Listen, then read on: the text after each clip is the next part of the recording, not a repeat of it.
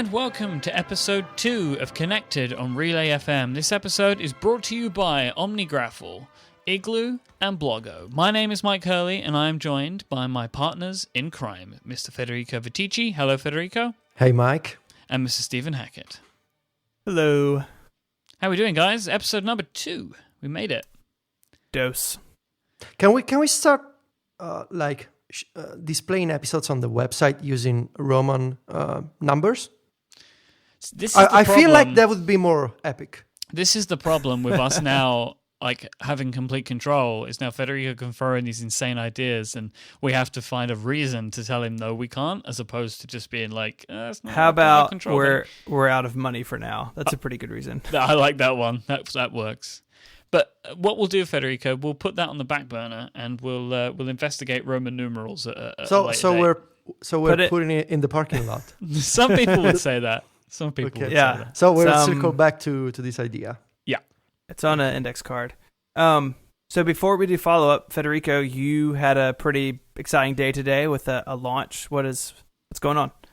Yeah, so basically I helped my girlfriend. She's Aylys on Twitter, Aylys, and she's been working on this set of icons for OmniFocus 2, and basically she made this insane, huge set of icons to modify the perspectives in OmniFocus 2.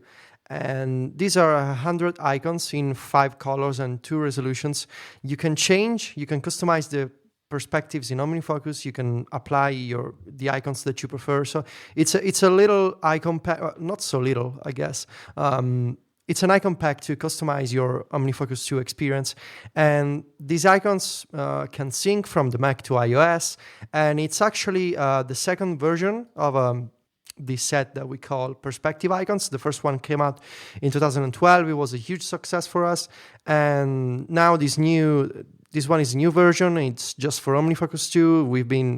I've been helping her with the design ideas, and actually I just provide ideas because she does the design, and I'm just, I guess, bothering her on your a daily icon basis director.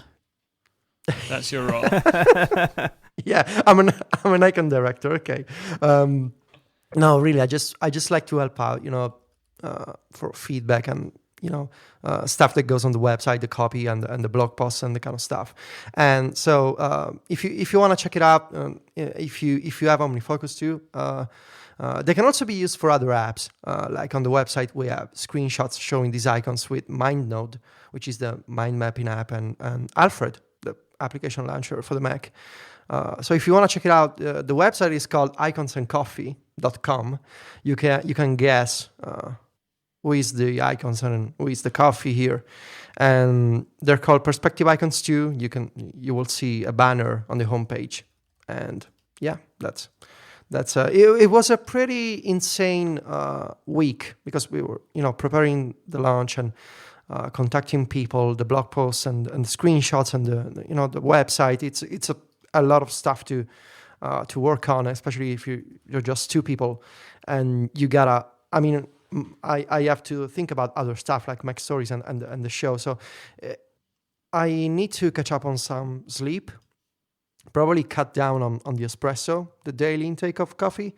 But otherwise, it's been a great day. And yeah, thank you for letting me, mention the project. Yeah, no, it's awesome. And it's, you showed us some examples a while back, and they really are good looking. And what's cool is you don't just have to use them for OmniFocus. You can use them really anywhere you can stick an icon. So definitely well worth checking out. We have a mountain. I think metric. It's called a ton with a double N and an E. Yeah. So a lot of follow up about the iPod, and we're going to start off with the name itself. So a lot of people, Michael Rogerson was the lucky guy to get his tweet in the show notes, but a lot of people say portable on demand is what pod stood for. So they got iPod, adding an I to the beginning of an acronym for portable on demand. However, according to an article on Wired Magazine, that's not really where the name came from. It might be a nice coincidence, but this article in Wired says that it was offered up by a freelance copywriter who was helping Apple work on the marketing. And the idea was, to Federico's point, that the Mac was the hub, and hub is kind of like a space station or a spaceship, and you could have this little vessel, like a pod that kind of goes back and forth, which I think is probably, Federico, where the idea came to in your mind. So that's the quote, open the pod bay door HAL from Space Odyssey 2001. Not so much playable on demand, at least according to this article. So, I think Federico was that freelance copywriter. Maybe that's how he knows. Maybe in my previous life, I chose the name for the iPod. Who knows? It's a mystery. We also have gotten a lot of photos from people using old iPods. So one from Adam on Twitter, episode 1 of Connected, playing on a first generation iPod. Yeah, that was pretty awesome. We did get a bunch of photos, but I think this was my favorite. I think this was there were a bunch of people that were sending in their the show playing on iPods or just like their old iPods, but this was like the mixture of both of those things. Yeah, it was like it's episode 1 of Connected playing on the original iPod. Thank you, Adam, for doing that. And we're going to put the link to that, along with all of our other links, into today's show notes. Federico. Oh, God. Federico, where would somebody find the show notes? Well, the show notes are... first, they are a piece of material that you can find in textual form on a website. On the web. Mm-hmm. So if you're so inclined to go on the web and to surf to the Relay FM website, mm-hmm. you would go to relay.fm/connected/2. Mm-hmm. And you will find the show notes that you're looking for. That's the best description of where to find the show notes I think I've ever heard. So I think you were stalling while poking around the website. No, not at all. Why don't you trust me, Stephen? I trust you completely. I do wish, however, you would stop leaving and joining the Google document. It's freaking out. Okay. It's like your face keeps disappearing and reappearing. It's very exciting.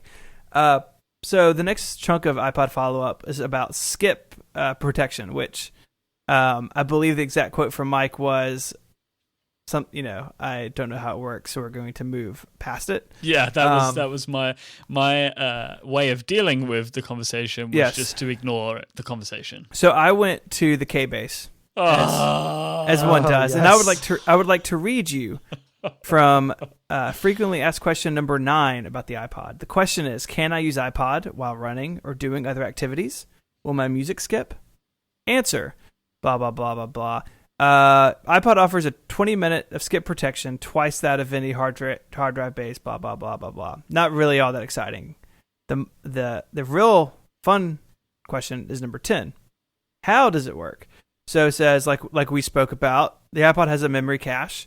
It is made of solid-state memory, meaning that it has no mechanical moving parts, blah, blah, blah. iPod skip protection works by preloading up to 25 minutes of music to the cache at a time.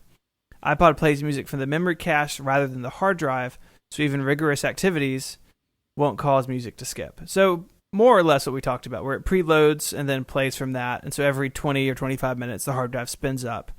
Of course, if you're listening to shuffle or bouncing around your music, that is a little less effective. And of course, now it only matters to me because according to ATP, I might be the only person with an iPod Classic. So I do have an iPod Classic, under my desk. Is it keeping it level? No, I think I don't know if it's broken or not. I just, don't use it. Because you actually use your iPod Classic. Mostly in the car, but yes. Yeah. So a little more on this. We have a tweet from Michael somebody Berenbach. who, in addition to, obviously Apple spun it as, hey, you can be really active with it and that's really good. Michael's point is that the real reason is that the hard drive had a pretty big power draw as well, and that pulling music from solid state memory is less power intensive, so the battery could last longer. So it's kind of a dual purpose, which is really nice. I guess really 2 more links, and then Myke, you can tell us about this awesome email that we got. Oh yeah. So minimal.com, which is the hardest website name to read. There's always like really nice photo essays on this website.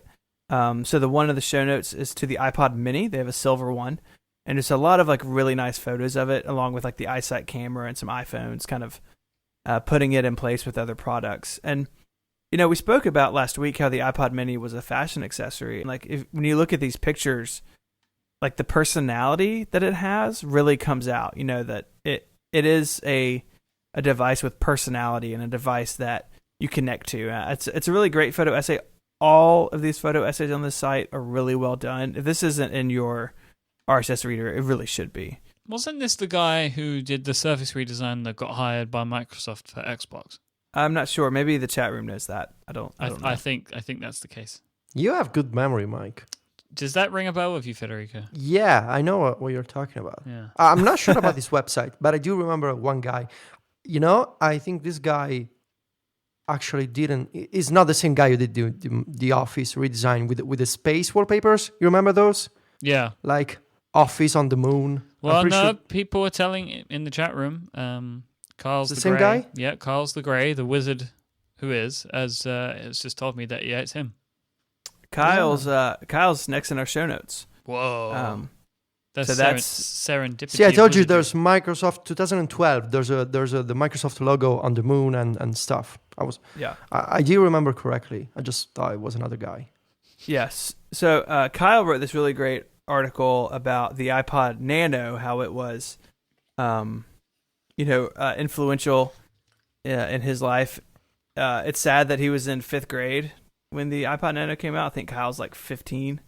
And he talks about sex appeal in the 5th grade, which is kind of weird, but a nice a nice article. Bye, everyone. See you next week. Well, Relay FM was a good idea.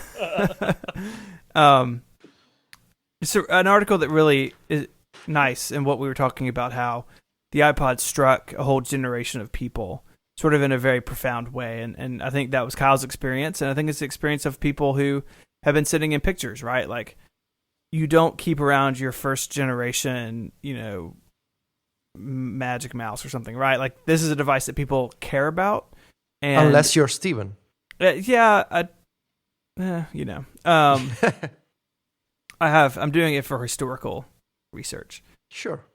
But, that idea that, you have all your music with you, just like we talked about, I think that really hits home for a lot of people. I think that's why the iPod is still, even though it might not be important to Apple's bottom line, like I can't help but think the company itself might have a little bit of that still, that they themselves have a sense of connection, if you will, to the device that they can't shake. So the next part of the follow-up came to me directly via a secret channel. And this is from Elliot, who is at SkipperEL on Twitter. And if you will allow me, gentlemen, I'd like to read a part of this amazing email. So what Elliot says, and he says he was actually working as an intern at Sony in Tokyo when the iPod was released, in a group that was doing music software and weird music hardware like PCs with mini disk drives and speaker outlets and stuff like that. Yeah. Which is incredible. Sony is so like, there was an article on The Verge about weird Sony, like they do crazy things. Anyways, so shortly after the iPod was released, someone brought one into the office that he was working in. Everybody gathered around. Everyone had they had all over the place all kinds of weird portable music players that they were developing. Some, Elliot says, were pretty neat.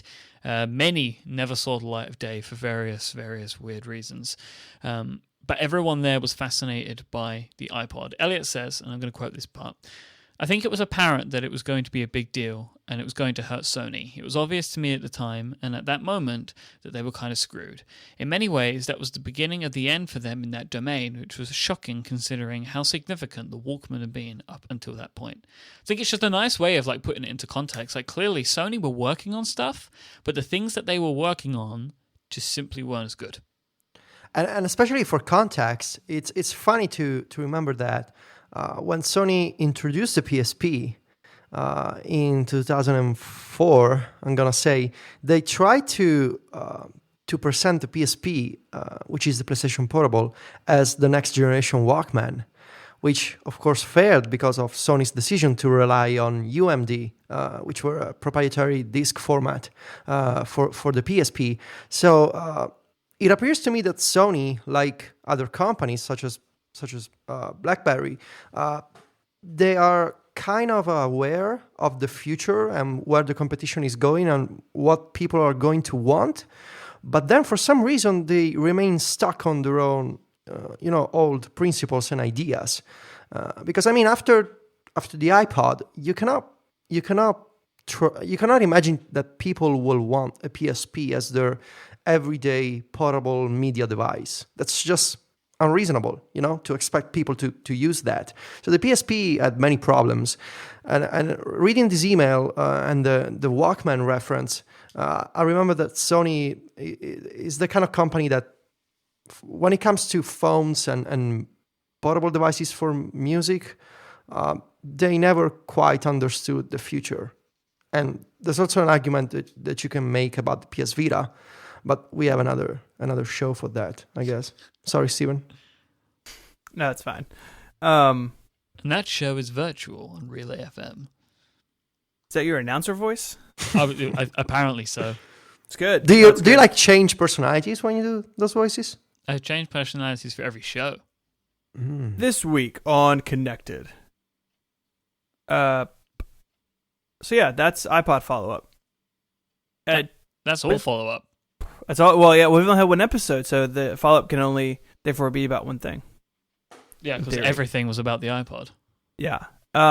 Mike, we have a very exciting sponsor. Do you want to share their awesome news? We have a brand new sponsor for Relay FM and for Connected, and that is Bloggo.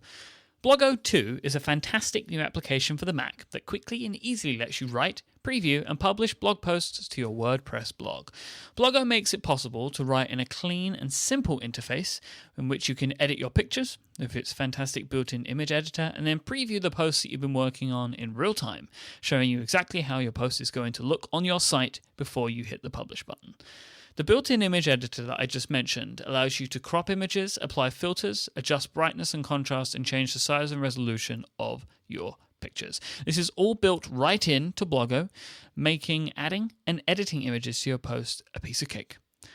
Bloggo also allows you to do really cool things like manage comments. You can have multiple blogs in Bloggo, and you can also work without an internet connection using their offline mode, which allows you to write out your next big piece about iOS automation and schedule it to go live when you have an internet connection later on. When you're writing in Bloggo, you can enter their distraction-free full screen mode, which is something that I really love. I like to be able to work in these sort of applications in full screen, and I love that Bloggo has that. This gives you a fantastic environment to get focused in and really just get focused on getting your work done. They also feature really interesting and cool integration with Evernote. So let's say that you've been collecting some ideas for your next blog post in Evernote. Well, Bloggo's Smart Sync feature will make sure that when you sit down to publish, all of the work that you've been doing there in Evernote, all the ideas you've been collecting and the posts you've been sort of roughing out and drafting, will be ready for you in Bloggo so you can polish it up and publish it right there. The Bloggo team are super responsive to support, and they have their own community for that at support.getbloggo.com, and they have @getbloggo on Twitter, and the Bloggo team wanted me to let you know about some of the stuff that they're working on to help build and evolve Bloggo in the future. So some of these features are going to include custom field support, multi-markdown support, and integration for Tumblr and Blogger, and there's so much more. Seriously, they're working on some really cool things. Bloggo has been featured on the Mac App Store and has been nominated as one of Evernote's best new startups of 2014. So go and see what all the fuss is about by going to getbloggo.com, that's getbloggo.com, blogo.com right now, or search for them in the Mac App Store. Thank you so much to Blogo for their support of Relay FM. So, Topic gentlemen. zero. Topic zero. Have we explained what topic zero is before? Probably not. So we plan ahead, but then today especially is a very busy day. And so topic zero is often like things that we weren't going to talk about, but we're going to talk about now. And so, Federico, you kind of want to walk us through what Dropbox did this morning? Yes. So the too long didn't read version is that Dropbox has been cutting costs on the Pro subscription. So you can now pay $10 a month and you get 1 terabyte of storage. The longer version is that the Pro Dropbox subscription is cheaper for 1 terabyte. The 100 gigabyte plan has gone away. Dropbox is cheaper than Google Drive if you want to pay on an annual basis. So you only pay $99 if you want to buy 12 months of Dropbox Pro. And the Pro version gets you extra features, such as the possibility to assign passwords to shared links, to control the people that can access a shared folder, whether they can view or edit the contents of a folder. You can remotely wipe a device that's connected to Dropbox. So if you lose your iPhone or your iPad or a Mac, or if you're a SET person, an Android device, you can remotely wipe the Dropbox app from another computer, and the next time the Dropbox client on that device is launched, it will be automatically erased from the cloud. And what else? There are other features such as there's the old PackRat add-on for Pro customers, which allowed you to essentially keep an unlimited history of changes to your files in Dropbox, has been changed with this transition to Dropbox Pro, and is now it has been reduced to 1 year of history for version history for files, and it's called extended version history. And this has upset some people. And the basics of the Dropbox Pro, you pay on a month-by-month basis. You can pay an annual subscription. You can still upgrade to Dropbox for Business, but that's for companies and small teams and such. The basic idea is that Dropbox is now as competitive, at least from a price point perspective, as Google Drive, and it's actually cheaper if you want to pay for 12 months right away. And personally, I think this is a great move, because 1 terabyte of storage for $10 a month is pretty much a standard at this point. And I'm glad to see that they are starting to add extra features to the Dropbox website and apps, because they have been kind of slow in terms of new features for consumers. They've been adding new APIs and new developer features over the past couple of years, but really for consumers they haven't added much new groundbreaking stuff. Dropbox is still Dropbox. It's just a folder that connects to apps. So I'm glad to see new consumer features, and I am going to buy a Pro subscription again.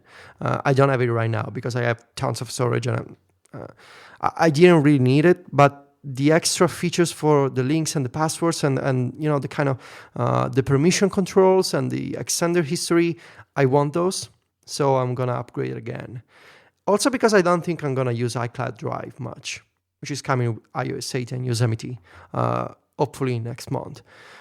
So what are you guys gonna do? Are you guys gonna stick it out with the free version, try iCloud Drive, switch to Google Drive, switch to Amazon?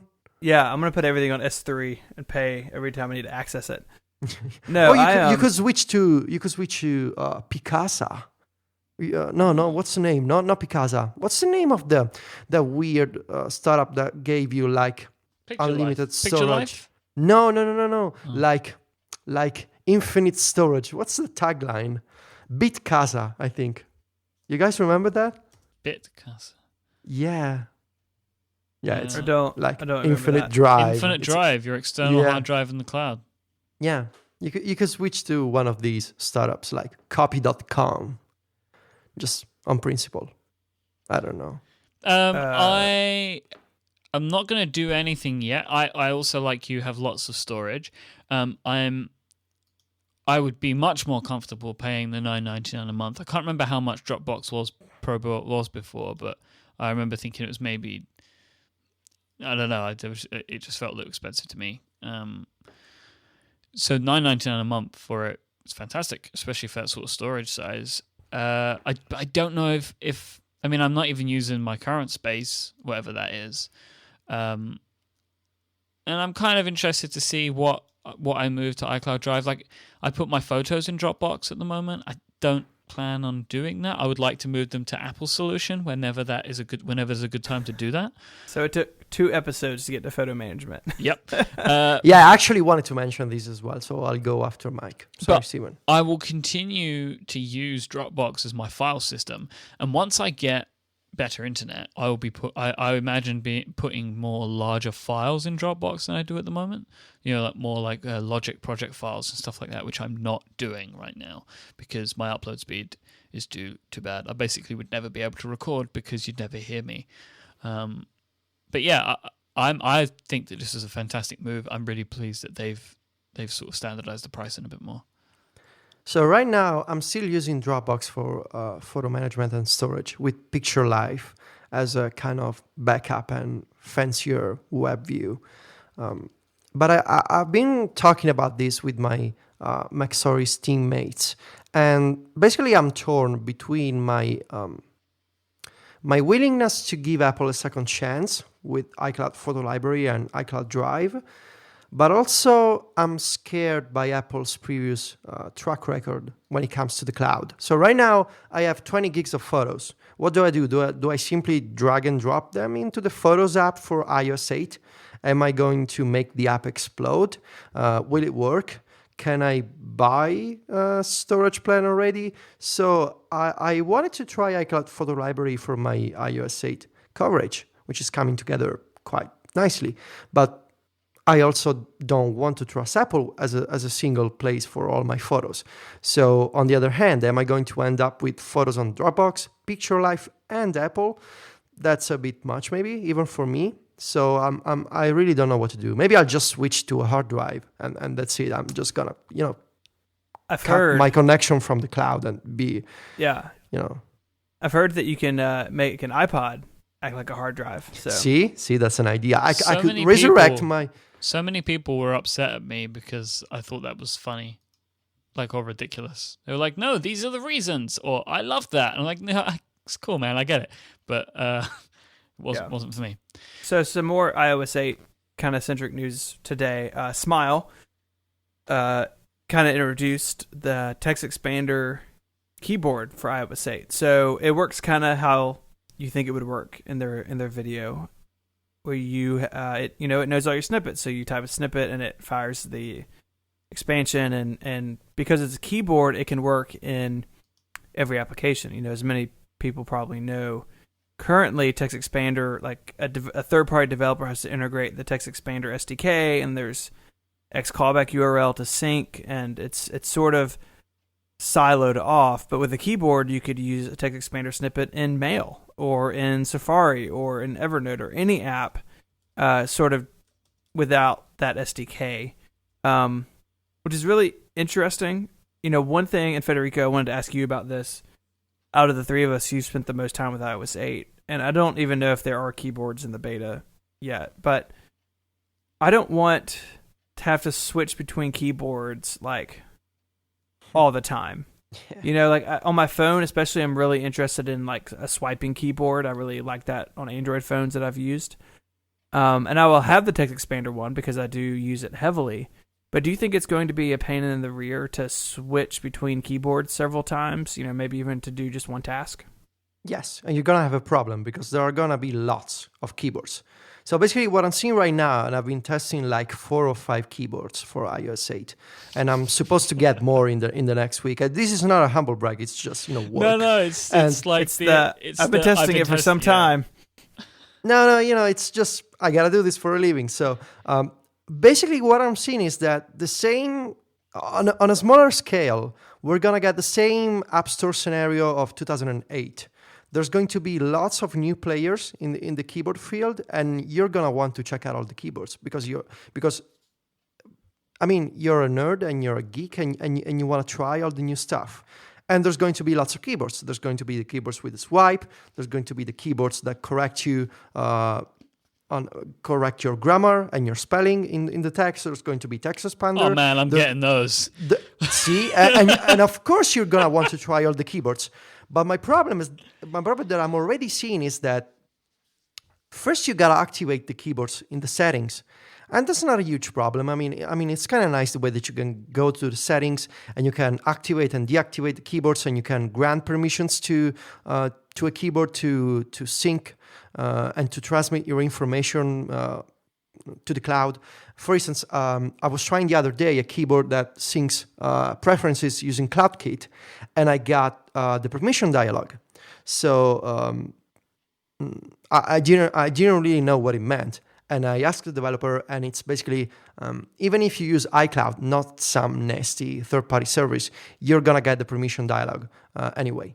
So you can manage keyboards in the settings, and then the problem is that because you're curious and you want to try all these fancy keyboards, you don't have a place like the home screen where you can download apps, and you can just.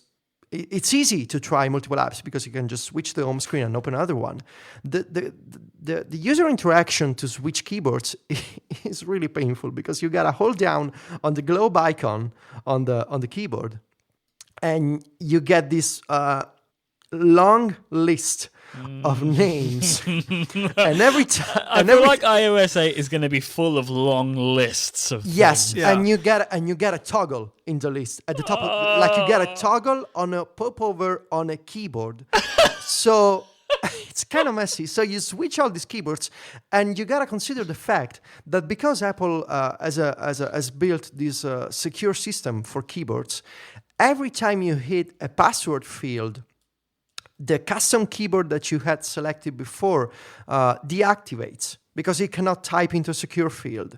So you're at least what I'm seeing right now in beta 5, so I hope that things will change, is awful performance of switching between keyboards, because even when you change to a keyboard that has a slightly custom design, the system is super slow. So hopefully, it will be better in the GM seed. And also it can be confusing because unlike the home screen and apps, you just switch the home screen, try another app so you can play around with all the downloads from the App Store. The keyboard user experience is kind of messy, and the keyboards are slow, and sometimes they deactivate, and you gotta keep track of how many keyboards you have. I don't know. Yeah, there's a little bit of that with extensions already in the few that I'm playing with on iOS 8, where Apple's like sort of slamming them into that stupid horizontal scrolling share sheet, and like you can set the order, even though that doesn't seem to work for me. But like if you've got 10 or 12 extensions in Safari, like it's just kind of a lame interaction to like click the little button that looks like you're going to share it or export it to actually see an extension. Like extensions don't have their own menu, and I think there's some growing pains where they've opened up all this flexibility, but the UI hasn't caught up yet. So I would hope that this keyboard problem is a temporary pain, and they can fix it in later builds of 8 or iOS 9, which names are getting silly. Yeah, there are some growing pains, and I agree. But I gotta say that the functionality that extensions and keyboards enable is just mind blowing. Especially like the first time you try the one password extension, or I have other action extensions that I've been testing. I'm sorry to bring up this sentence again, but it's just what I've been doing. I know that you guys said it, but it's like I said, it's just work. And yeah, I seriously cannot wait to write about this stuff, and it's going to take me a lot of long nights and espressos at 2 a.m. which again kind of contradicts what I was saying before to reduce my coffee intake. Just realized that I gotta prepare like 30 posts for Mac Stories, so I don't know, hopefully I will survive September, and then I'm gonna buy an iWatch. The iWatch will keep me healthy, I guess. So I usually by this point have installed the beta, but I'm kind of not that tempted because I feel like all of the really good stuff is in third-party apps. So until I have those, there's not really much interesting stuff there, I think. Well, there's the new Safari, which is... Yeah, but I don't use... I suppose I'm going to have to, right? I'm going to have to start using Safari because of the extensions, unless Chrome is ready on day one, which they probably won't be. Yeah, of course. I mean, any app, even if... basically, right now, even if an iOS 7 app isn't built against iOS 8, but if it uses the native share sheet mechanism, you can see extensions already in iOS 7 apps running on iOS 8. Yeah, I don't think Chrome uses the native share sheet. Yeah, of course. Yeah, Of course and it you doesn't. still can't. And you still can't set even 8. You still can't set Chrome as your default browser. So if an extension were to fire the browser, you'd still be in Safari anyways. Mm-hmm. Guys, we're gonna have like 3 or 4 episodes about extensions. Yeah, it's gonna be good. I'm really excited. I was talking to a coworker today and who uses 1Password and kind of sharing with her. They're doing this extension thing and it will basically work more or less like it does on the desktop. And this is all details that they've shared publicly. And like she was genuinely excited about it because right now, even on 7, iOS apps are silos, and the ability to pull data from one into another or pull parts of it, like it's really going to make everything, at least a lot of things, a lot faster on iOS. I think it's a big complaint. We talked a lot about this on the old show of working on the iPad and how a very common issue people run into is that it's slow to do things that are faster on the Mac. And with extensions and with things like text expander keyboards, it's going to speed up. There's still going to be some annoyances, I think, until Apple sort of figures out how to grow with this stuff. But overall, I'm genuinely excited about what some of these third-party developers are already doing. Yeah, it's an exciting time. So, take a break. Do it. Yeah, Mike, tell us about other exciting stuff. So this episode of Connected is also brought to you by the Omni Group and OmniGraffle. So OmniGraffle is the app that can be used for anything. Diagrams, flowcharts, mind maps, which Federico loves to do, wireframes, which Stephen loves to do, and even software mockups. With OmniGraffle, you can take your ideas from imaginative sketches to a detailed final design. OmniGraffle is currently available for both Mac and iPad as well. Said correctly. And of course, it syncs your documents for free using the fantastic OmniSync server, so you can make sure that you're able to take your work with you on the go no matter where you are or what you're doing. Now, guys, if you'll let me, I would like to tell our listeners about some of the types of incredible things that you can do inside of OmniGraffle. So, if you are interested in user interface or user experience work, then with OmniGraffle, you can quickly and easily create sketchy, lo-fi drafts whilst taking advantage of tons of stencils of frequently used UI elements that are used around the web. You can also create superb-looking wireframes and web page layouts easily and quickly on your Mac or on your iPad. If you're interested in more old-school page layouts, maybe you want to create a flyer for that big party that you're having at Graceland, or maybe you want to create like a manual on how to make the perfect espresso, or some sort of workbook, or maybe, I don't know, the Hurley Family newsletter, well, you can do all of that all in OmniGraffle. If you're into brainstorming, you can quickly brainstorm or mind map, and the automatic layout tools will help you quickly get your ideas out about your next blog post without ever needing to mouse around. You'll also get an outline sidebar to display your great ideas, and you can even import outliner documents and then start to arrange them as mind maps. It's very powerful. OmniGraffle can help you with basically any kind of diagram that you need. You can create precise, beautiful documents with all of the right tools, and they give you a whole host of ways to share them. Don't forget, OmniGraffle 2 for iPad should be launching alongside iOS 8 with lots of goodness, which I'm very excited about. And if you want to find out more about OmniGraffle, go to omnigroup.com/OmniGraffle, which is OMNIGRAFFLE. OmniGraffle for Mac is available for the Mac directly from the Omni Group website and in the Mac App Store. OmniGraffle for iPad is available on the App Store. So that's OmniGraffle from the Omni Group. Diagramming is worth 1,000 words with OmniGraffle. So we wanted to talk this week about fitness and diet apps. There's been a lot of conversation about fitness tracking hardware, and of course, iWatch rumors. A lot of that's there. But there's a lot of great software out now that can help, count calories or track your activity. And so we kind of want to share what we're using and Federico's sort of insane experiment that you've been tweeting about. Yes. And so I guess I can just I'll blast through, let's go in the order of the notes. I'll blast through the apps I'm using because Federico, what you're doing is much more interesting than what I'm doing. So I use kind of 3 apps. So, I'm in relatively good shape, but, want to lose a few pounds, want to run more. Those are kind of my 2 goals this fall. So I'm using an app called Lose It, which is it's not unlike MyFitnessPal, and we're going to talk about why I don't like that app in a second. So I can go in, I can enter meals, I can scan a barcode. So I have a drink here that I'll put in as a snack. You just scan the barcode, and the app finds it automatically. It can connect to 2 devices like Fitbit. I liked Fitbit. Yeah, sorry. It's a hard word to say when you can only speak so many syllables a minute. Fitbit. It can connect to. it can Podcasting, everyone. Podcasting. Talking into my computer box on the internet.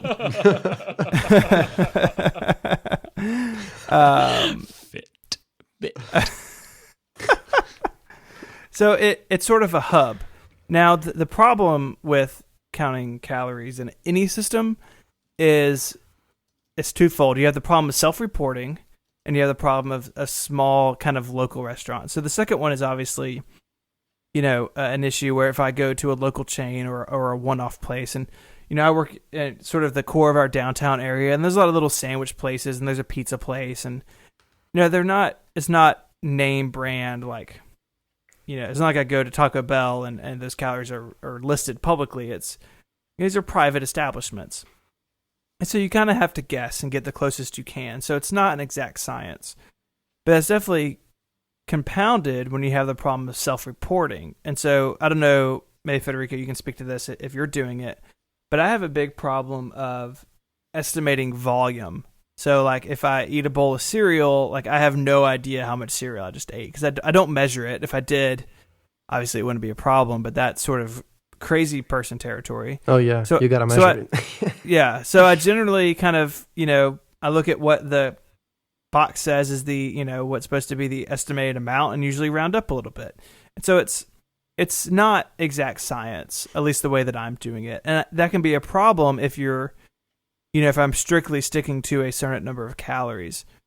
But that's not Lose It's fault. That's true of any app or any system that does count calories. But it has a lot of positives. It can plug into all these services. It has a really nice website. In fact, most of the time I do the data entry like at my computer because it's a lot faster than the iOS app. And overall, I like it.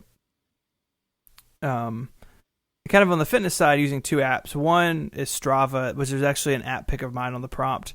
Strava is bike cycling tracking via GPS. So you turn it on, you stick your phone in your pocket or your bag, and it knows speed and mileage and elevation.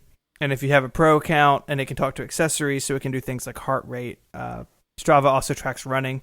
Again, there's other apps like this. The big ones are Map My Ride or like Map My Run, which a lot of people use. I like Strava because that's what our local community of cyclists use, but nice app. You can even use it with like an external GPS device. So if you have like a Garmin on your bike, it can sync up on the web. And then finally, and Federico, I want to talk to you about this.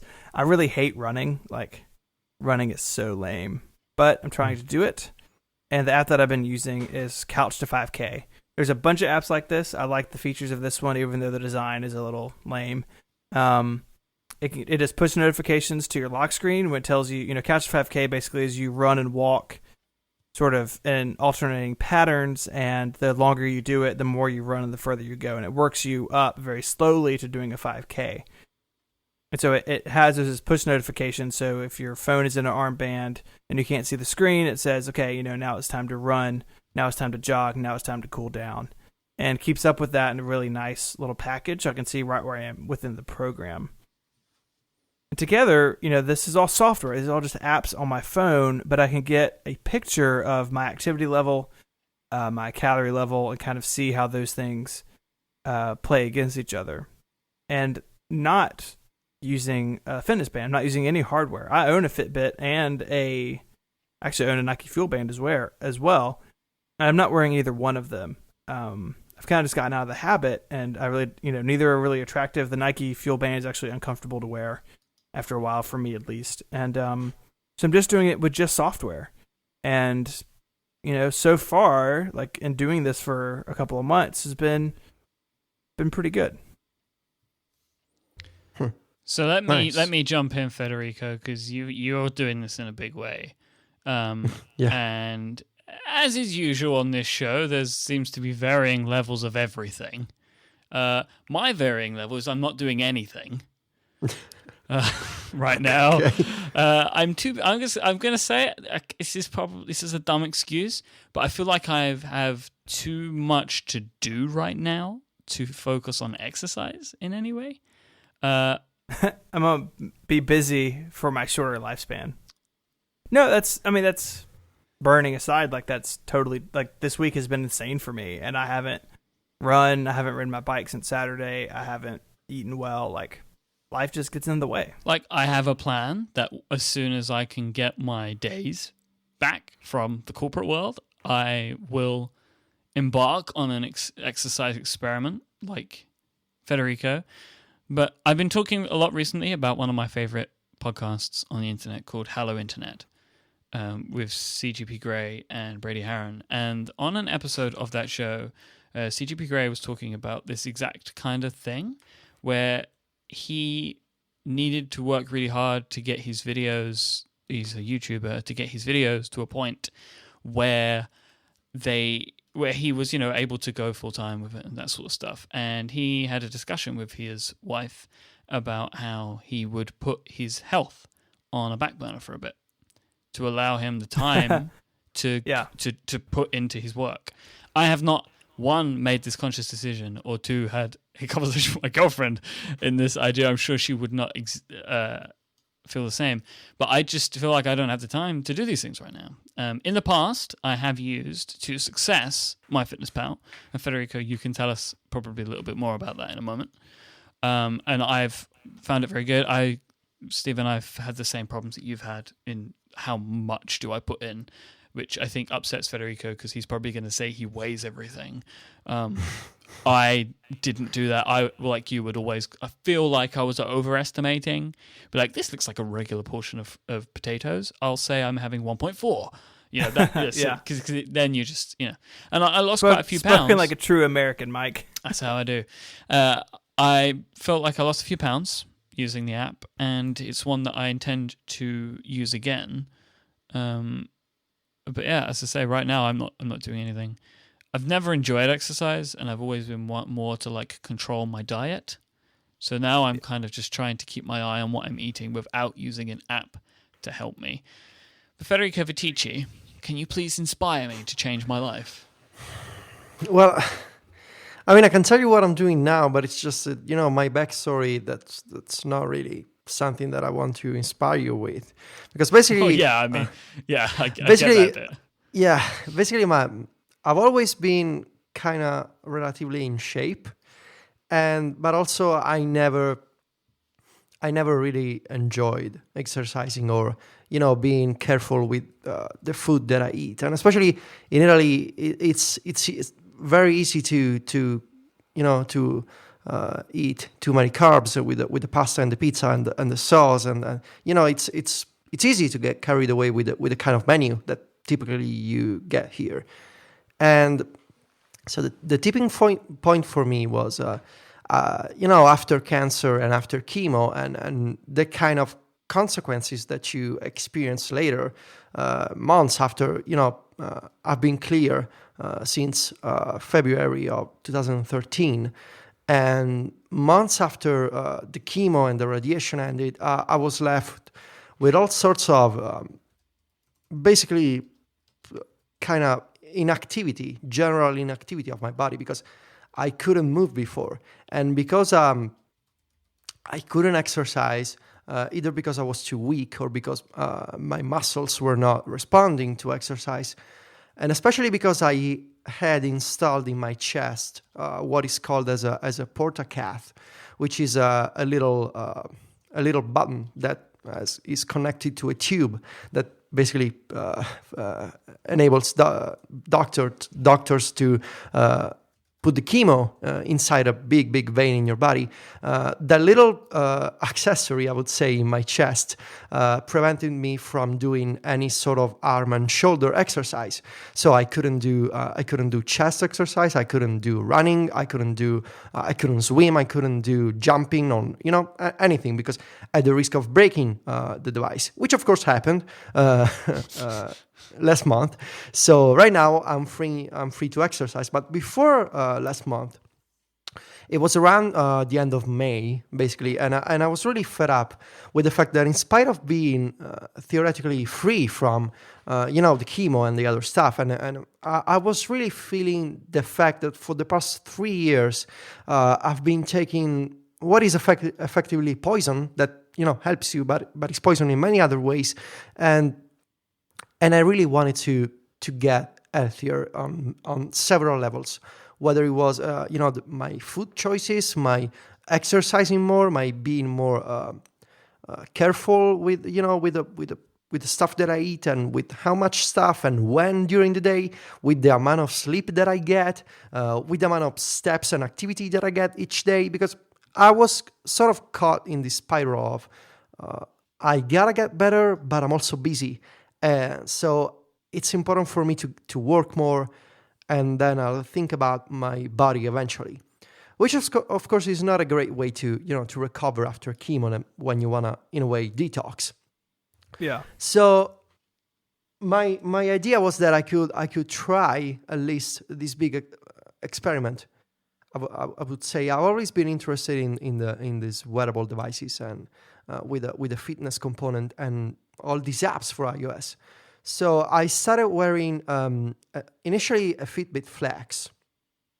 I think it's a Flex, right? The Force is the one that got recalled. Right. So I started wearing a Flex and it broke 2 times. So I got a job on App 24, which has been great. In my experience, I never had a single battery or connection issue. I started using the job on App 24 to track steps and sleep. Then I started using my MyFitnessPal to track my food choices. And basically right now, for the past 2 months, I've been using several apps and the job on App 24. I bought a Withings Wi-Fi scale to weigh myself every morning. And I'm seeing the first results. And I want to lose a few pounds. So in the past, since June, I would say I've lost 20 pounds, and I wanted to do this not necessarily super quickly, because I want to lose pounds by eating healthier, but also not in a sort of shock diet. I don't want to lose pounds all of a sudden, and at the risk of not feeling well or gaining all the pounds back together as soon as I start eating more again. Right. So I just wanted to switch to a healthier diet, which meant a lot of more vegetables and fruit, and being careful with the pasta and the pizza, and more protein, because I wasn't eating enough protein. And so I started using the job on to track my sleep. I'm trying to sleep at least 7 hours each night. And that may not seem like a huge surprise to most people, but actually, because of my stories and because of, work stuff, I was getting 5 hours of sleep each night on average, which is not great. And since, I've been trying to sleep 8 hours, I've been trying to sleep 9 hours during this experiment, and I realized that too many hours are actually not good for me. So 7 hours is the right amount of sleep, and I feel great. And I also realized that I'm always gonna be busy, I'm always gonna have email, I'm always gonna have people pinging me on Twitter and iMessage, and I'm always gonna have stuff to do, or to read, or to write about, or to worry about, which is worse. But I'm trying to find at least 30 minutes every day to do a short walk and some crunches, and I'm trying to drink at least 2 liters of water, which would be two bottles, I guess, for Americans. I just don't know the conversion. 2 liters at least of water every day. And the Jawbone tracker has been pretty accurate with the steps and with the sleep patterns. My fitness pal I use with I use with a barcode scanner, and unlike you guys, I've gone full obsessive about tracking food. I weigh everything that I cook, every single ingredient. I scan the barcode. I search the database, and if I cook some pasta, I put in the ingredients separately in the app. And I've been asking my people around the house to keep around barcodes for me if they ever happen to cook stuff and throw away the box. Like people around the house, and sort of just moved on past that phrase. Like just the people. Now, I'm just curious how many people you live with. I don't want to get into details, but basically, I have told my people to keep the barcodes for me. So your butler. Yes. So not really. to back up a second I have a couple questions about Jawbone. Okay. Let's go for through each. How's the battery life on it? It's been accurate. They promise 7 days, and it's been 7 days for me. That's really great. That's something a lot about. I watch people talking about. Another thing to charge every night really stinks. But Jawbone was in the news over the weekend. There was a big earthquake in Napa, and Jawbone had this blog post that is in the show notes, and they have this really cool graph of Jawbone up users in the Bay Area, and when they woke up basically corresponds exactly with the earthquake, and how people in Napa didn't go back to sleep afterwards, or took longer to go back to sleep. And it's really cool, and I like data, and it's a fancy graph, and the website's pretty, but the data is a little weird. Obviously, Jawbone has to know this data because it syncs with their app and with their service. But I would not have expected that data would be geolocated, or maybe they're tying that data to a user account, and the user account has a zip code or something. But when I saw that graph, I was like, I wouldn't think that's something Jawbone would know about its users. How did you guys feel about that blog post? I think it's pretty creepy. I mean, you're basically tracking people, their activity during, nights. And so, of course... that could be exciting. I mean, what people are doing at night by looking at the movement. It was in the show notes. I'm just reading what's in the show notes. Yeah, I mean, of course, you can assume what people are doing at night by looking at patterns in your database. But, I mean, if we putting aside the fact that Jawbone has this kind of data, and I don't care because it's not like Jawbone is watching me from outside the window. I mean, it's pretty fascinating that you can have this kind of insight into, and you also got to consider how many thousands of people are using a Jawbone app 24 in that area. I wouldn't say that there are hundreds and hundreds of thousands of Jawbone customers in the Bay Area, but it's still a fascinating piece of data, I guess. I don't really have a lot. I just think that if they have the data, fine, I guess, as long as you've accepted it. I mean, I've got to assume that everybody that has the product has opted in or has not opted out of that data. I can't imagine that they've just gone crazy and they're like, here's some data we didn't tell you we had. I don't know. Probably not. I don't know. So back to the food tracking. MyFitnessPal works well for me because it has a bunch of third-party connections in the settings. So I connected the app to the Jawbone app 24. So now I get basically what it's a food score in my Jawbone app 24 application, because they recently added this feature that basically tracks your food. Okay, so that's pretty basic idea, but also according to I don't know what organization or what some doctors, I don't know, some experts, it gives you a score from 0 to 10. So that's been kind of nice because Like I said, I've been trying to eat more vegetables and fruit, and to try to avoid prepackaged food, and to avoid soda and McDonald's, because I mean there's the stereotype that Italians always eat fancy pasta and fish, and those fancy meals that you find on Google search. But actually we're just people. We go to McDonald's and we buy prepackaged food. So sadly that kind of junk food is available anywhere. So I've been trying to avoid those. And every time I have a good day in terms of the ingredients that I use and the food that I eat, it's kind of rewarding to see the little green badge in the Job On app for the iPhone. So MyFitnessPal has been great. They're a free app. They're supported by ads on the website. I would like to pay, honestly, because it's such a great service and the database is huge, and the barcode scanner has been great. But I've also been trying this other food tracking utility called LifeSum. They're a European company from Sweden, I guess. They share a similar story to Spotify.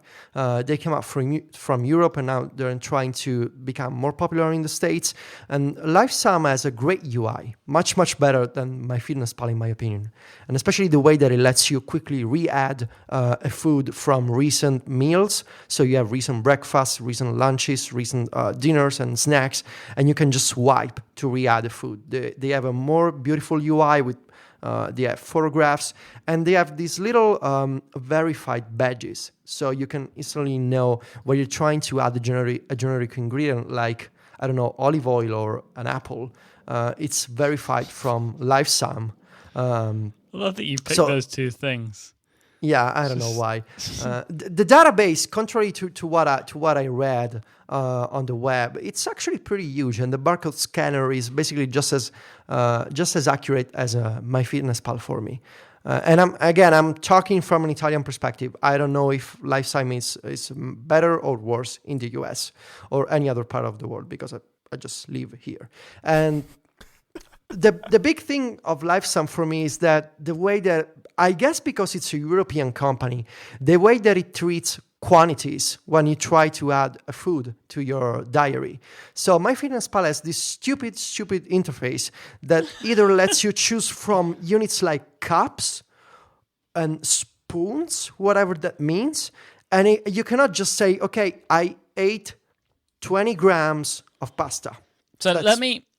So that's interesting that you think that's stupid, because that's one of the things that I like about MyFitnessPal. Because if you're cooking, what's a cup? So this might be a cultural thing. So if we have a recipe book here, that recipe book will quite frequently say add 1 spoon of, add 1 cup of. No. Right. So I mean, of course, there's more magic and passion in Italian cooking. Yeah. And it's add as many tomatoes until you fall in love and. I guess what I'm saying is that if I'm buying some Barilla pasta, it's not like when I scan the barcode, I get to know from the package how many cups 100 grams correspond to. Yeah, but for things like that, doesn't it say like half a pack?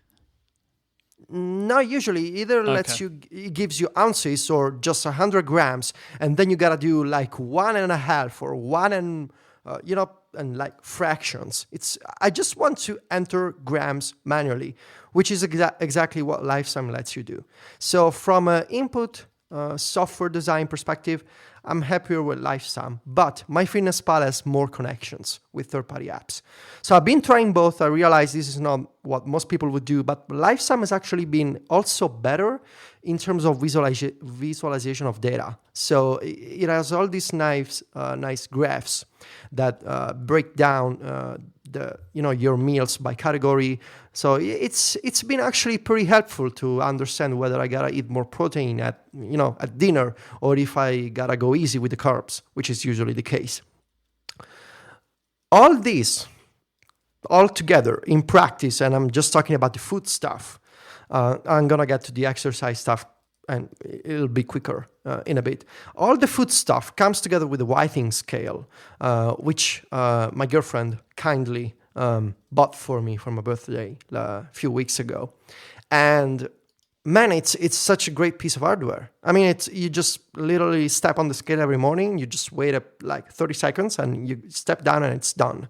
The scale connects to your Whitings account. You're using a Wi-Fi connection, so you can later open the Whitings HealthMate app for your iPhone. You get this beautiful UI with all these graphs and charts for your weight and heart rate and other statistics like room humidity or air quality, I guess it's called.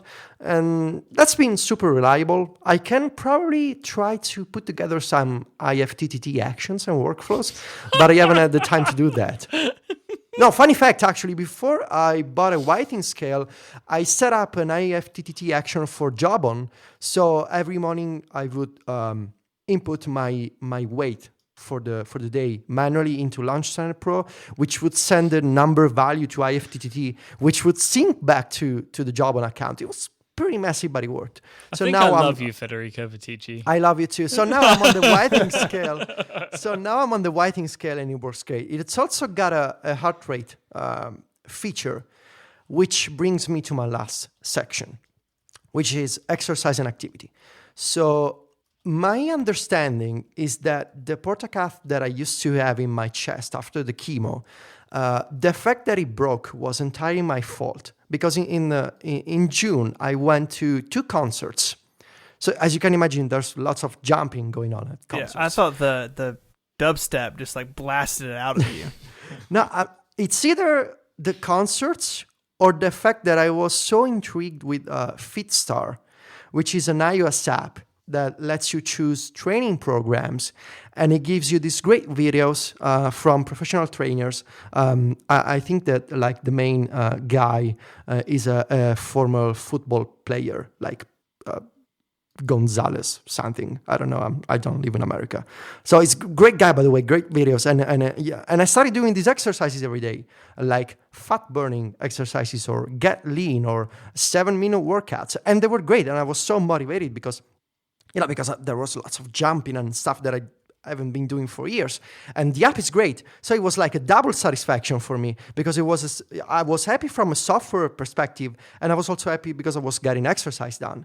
So it was like a nerd doing exercise stuff, and I was so just, 2 things coming together perfectly. And so the problem was that the device broke, in my chest broke. So I had this, surgery like couple of weeks ago, and so I got kind of scared, and then I realized after a couple of days after the surgery, I just thought by myself, I don't have the device anymore, so I can start using FitStar again. And so I did, and now I'm using FitStar again, and the nice fact is that it syncs back to my FitnessPal. So the exercise that I get done in FitStar goes to my FitnessPal, and the food that I track also in my FitnessPal, altogether they go back to the Jawbone tracker. So basically right now, my main dashboard is the Jawbone bracelet. And maybe you could argue that all this is just Ticci going crazy with apps. And maybe it is, right? But it doesn't matter because the output, it's on a practical level. Yeah. I've lost 20 pounds. Exactly. So yeah, you are kind of going crazy with these things Yes. as you do. But this is different to just them working out how to build a custom UI for a file downloader Exactly. in editorial. Like, exactly. This is something that you're actually getting more benefit out Yeah. than just So, tinkering in editorial. I Can you like write that me you're a subtly Python script trolling to me. lose weight? You're subtly trolling me, but also proving my point. No, So I'm I honestly, I'm appreciate not that. trying to troll you. Yeah, I know, I love you, Mike. And I mean, I feel much better. I think I've made a conscious decision to be to pay more attention to the water that I drink, the food that I eat, the amount of sleep that I get. And I mean, you could maybe say that I'm obsessive about this stuff, but I think I gotta be, because after all the other kind of junk that they put into my body to help with another thing, that leaves you, the consequences and the kind of stress that it leaves on your body. I need work to get better. I need to seriously, I need a system that motivates me, and I think I found the system in software. And I'm gonna write an article about, I'm gonna have photos and a diary and a lot of extra details about this. But the single fact that I can use a device, which is the iPhone, and all these apps to make like an important improvement in my lifestyle, I think that's pretty incredible. And of course you could look at this from a of course maybe he's doing this just to try apps because I'm a nerd, or maybe I just want to write for Mac stories. But at the end of the day, I'm putting my body through all this, just eating better and doing exercise every day, and it's amazing, that I can track all this stuff and find connections and just leading a healthier lifestyle. And I feel better. I think I look better. I have work to do still, and especially because like I said, all the drugs that they gave you, they leave other effects, which are not nice. But anyway, it's been so far. I've been doing this for 2 months now, right? And there's the Apple announcement supposedly next month about with an iWatch, and I'm just looking forward to seeing whether Apple has been let's say experimenting with the Myke way for notifications and the Pebble-like device, or if this is really a device for. No, I'm not trolling you, Myke. You do have a point about notifications because there are people like you who like them. So I'm not making fun of you in any way. Or if the device, I never. Is this like, have we got like some sort of trolling treaty going on today? No. No one's allowed to troll anyone. I mean, I'm just glad no one's trolling me. Not yet. Any more than normal. So to conclude, guys, I tried a bunch of apps. I have plenty to talk about still, and I don't know when or how I will write about this. It's just I wanted to discuss this with you today. And the conclusion is that it's amazing to me, honestly, and I'm genuinely impressed with the fact that there's a phone, right? A phone with this software that can make you feel and live better. And that's just, for all the Twitter clients and Flappy Bird clones and weird apps on the App Store, the fact that I can download stuff and buy software that lets me eat better and feel and try to overcome the consequences of cancer and chemo, that's pretty incredible. It's mind-blowing. I wouldn't say magical, right? Because it's not magical. It's software and it's people making it, right? But yeah, it's such, I don't know, it's amazing. I keep coming back to this word because yeah, I'm sorry. I just got carried away. So I want to take a quick break. Congratulations, Federico, by the way. Thank you. I want to thank our last sponsor for this week's episode. And then we're going to talk a little bit about what Apple is doing in iOS 8 and how this could potentially add to more on top of what Federico's already up to of these third-party applications. So I want to take a quick moment to thank our third and final sponsor for this week's episode, and that is our friends over at Igloo. Connected is brought to you by Igloo, who are an intranet that you're actually going to like. Igloo is built with you in mind. They have super easy-to-use apps like shared calendars, Twitter-like microblogs, file sharing, and so much, much more. And they are all integrated into Igloo's platform and are really simple to set up and configure to make them just the way that you want them. Everything that you are going to need is built right into Igloo, and everything in Igloo is social. This means that when you upload a file, maybe a Word document with all of your weights for the last 6 months, or you write a blog post, your team can share it, comment on it, rate it, and like it. This is just like all of the social apps that you're used to using every day. It's bringing something a little bit more fun and refreshing into the day-to-day, bringing in some paradigms that you're used to, like social stuff, It makes the work that you're doing a little bit more fun to interact with, I think. With Igloo's latest release, you can also manage the tasks that are associated with your content that you're putting into Igloo. Like, for example, updating the images on the big keynote presentation that you're delivering on Tuesday, or delegating actions after a meeting. Tasks is what Igloo calls it, is the latest app to be integrated into Igloo's intranet platform, and it was released just last week to all of their customers with their Unicorn release. Igloo's task management is designed for people, so you can manage your projects, your personal to-dos, and everything in between, all inside your intranet. This allows you to see all of your tasks in one unified view. Igloo have built something that will help you keep on top of your work. If your company has a legacy intranet built on SharePoint or old portal technology, you should give Igloo a try. Or if you just want to be more connected, more social, and more productive in your workplace, Igloo is for you. Igloo is free to use with up to 10 people, and you can sign up today at igloosoftware.com/connected. Thank you so much to Igloo for supporting this show and all of Relay FM. Show your support to them and to us by going to igloosoftware.com/connected and sign up. Thank you. So we wanted to kind of wrap up this week talking about what Apple is getting ready to do in the space. Obviously, the hardware is a little bit of a question mark.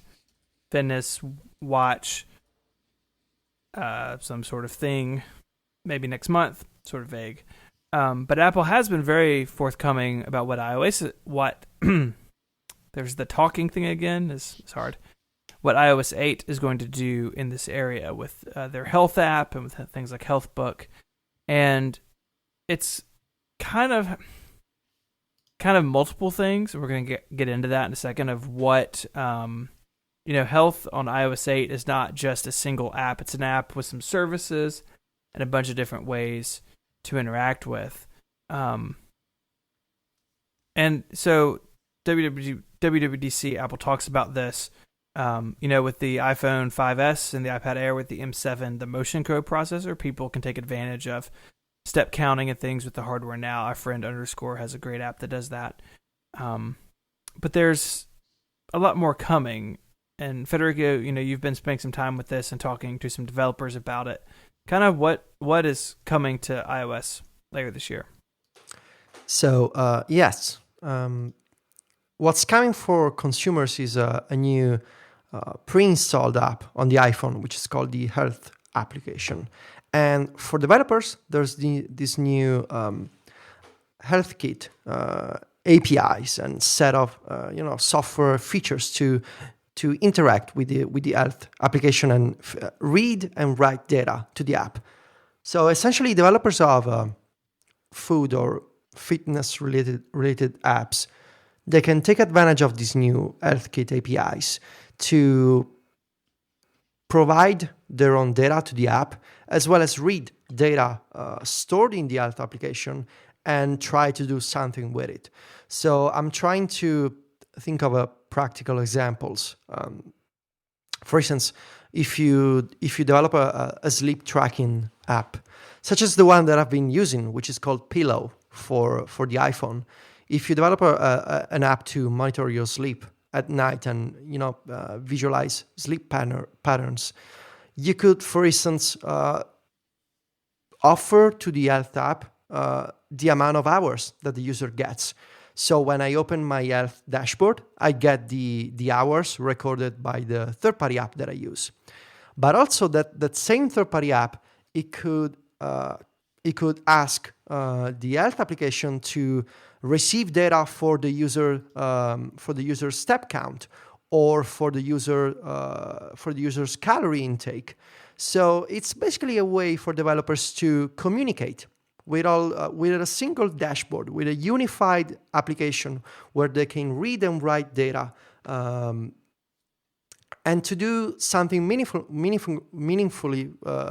with it in a way that doesn't require developers to implement third-party APIs or integrations, which can be problematic.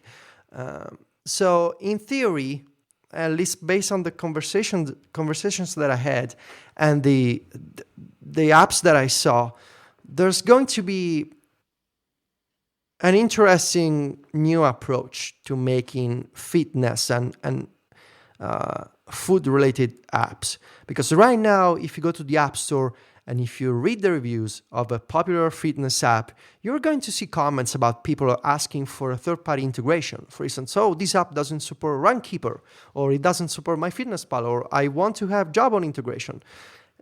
In theory, with the Health app and with HealthKit for developers, there's going to be this unified place for developers to feed and read data, which in theory is great. And so I've been talking to developers, and most of them say that HealthKit has been a game changer in the way that it lets them, not care basically about integrating with the third-party API, with a third-party web service.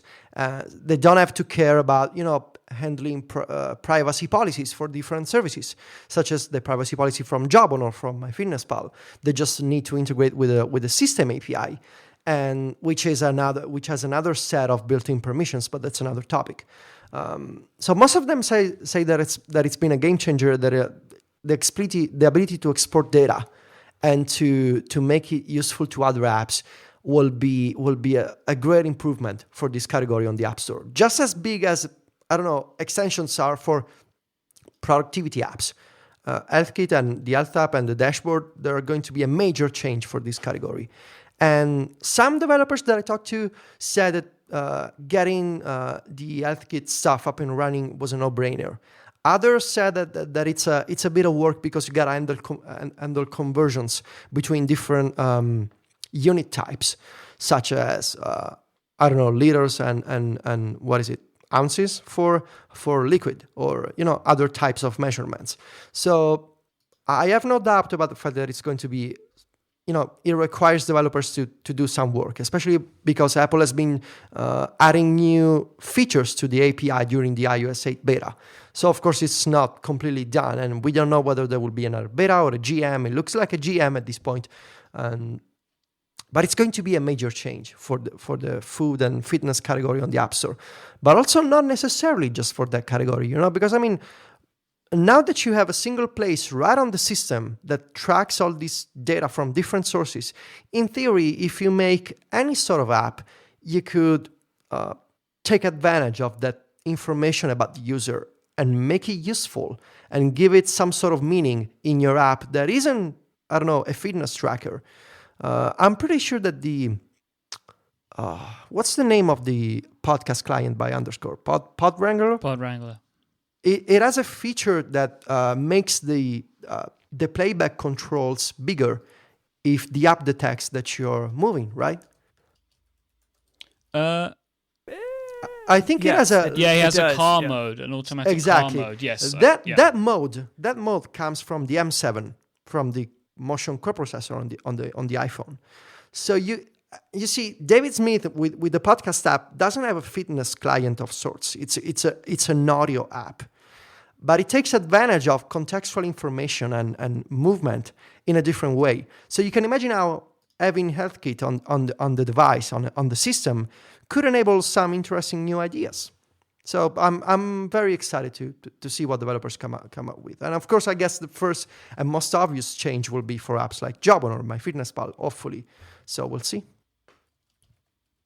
Yeah, I can see, just in talking to you about your setup and what I'm doing, like, it's sort of like you have to string these things together in the right order. So for me, like, Strava and Lose It don't talk directly to each other. So I kind of like, Strava tells me, how far I rode and the time, and I'm going and manually entering that and Lose It. And that's something that I would hope that this HealthKit plumbing can help ease. But it's only going to be as good as third-party developers make it. People have to get in there and decide, this is what we're going to do. So say, for example, and I don't know if they have said anything, so I'm not commenting on news, but say that Jawbone were like, you know what, we're going to do our own thing. We're not going to share this data with the Health app. And like that sort of puts a kink in my plan to just use, the first-party app to be my dashboard for all this. So I hope that everybody plays and gets along. And I think it's best for everybody if they do that. But kind of in the back of my mind is that voice of like, there's going to be somebody popular to hold out, and they're not going to want to do it because they're it's not like Newsstand or even Passbook, where you can get away with not using those. Like Wired can still have just a regular app. Now they're in Newsstand because they made that decision, but you can exist outside of that, and it's the same thing here. It's a very similar situation where a lot of third-party developers are running around doing a bunch of crazy stuff, and now Apple is saying, hey, we sort of have a hub for all this. It'd be great if you tied into it, but you don't have to. And I hope that it is a utopia of fitness and tracking and measuring, but I worry there's going to be pain points along the way. No, that's actually a great point, especially because fitness apps are not like feed readers, right? Or Twitter clients.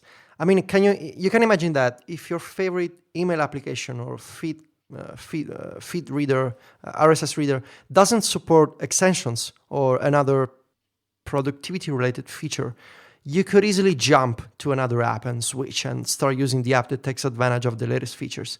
But with a fitness app like MyFitnessPal or the Jawbone app, you have the sort of lock-in of your personal data that you don't want to lose. And typically the exporting options are not great in these apps.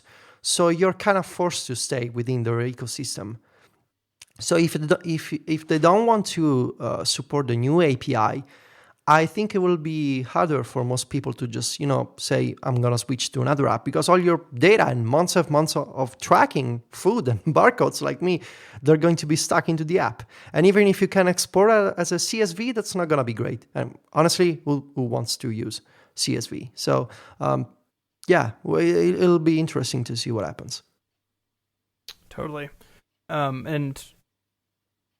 It's all this could be out the door in a couple of weeks if Apple does hardware. But that's what's interesting about all this. So there's a lot of good software.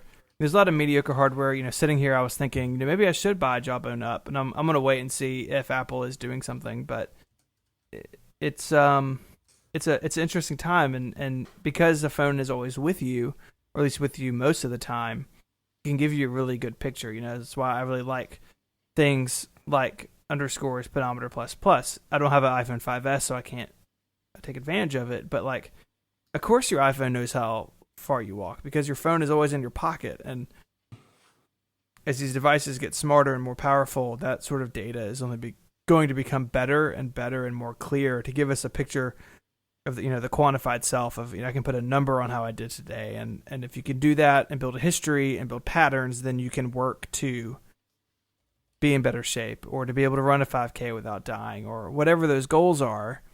Technology can get us there, and that's sort of the point of the technology in the first place. So I think it's really exciting. So I think we come to about the end of this week's episode of Connected. Thank you very much for listening. Stephen, where can people find the show notes? relay.fm/connected/2. Fantastic. We have a couple of Twitter accounts for you. We are _ConnectedFM and _RelayFM for the show and the podcast network. I am iMyke, IMYKE. Federico is at Viticci, VITICCI, and Stephen is at ISMH. Federico writes at backstories.net, and Stephen writes at 512pixels.net. I podcast in many various forms at relay.fm. I want to thank again our sponsors for this week's episode. So that's Blogo, Omni, and Igloo. Don't forget that we do broadcast this show live. We have a chat room as well, which you can join. Go to relay.fm/live. You'll also find a link to the schedule there as well, if you would like to come along. So, gentlemen, do you have anything to add before I sign off for this week? I really want an iWatch. Okay. Well, I'll work on that for you. Stephen? I really want to argue with Federico about the iWatch in the future. Excellent stuff. I have no doubt that we'll do that. Thank you all for listening to episode 2 of Connected. We'll be back next week. Until then, bye-bye. Arrivederci. Adios.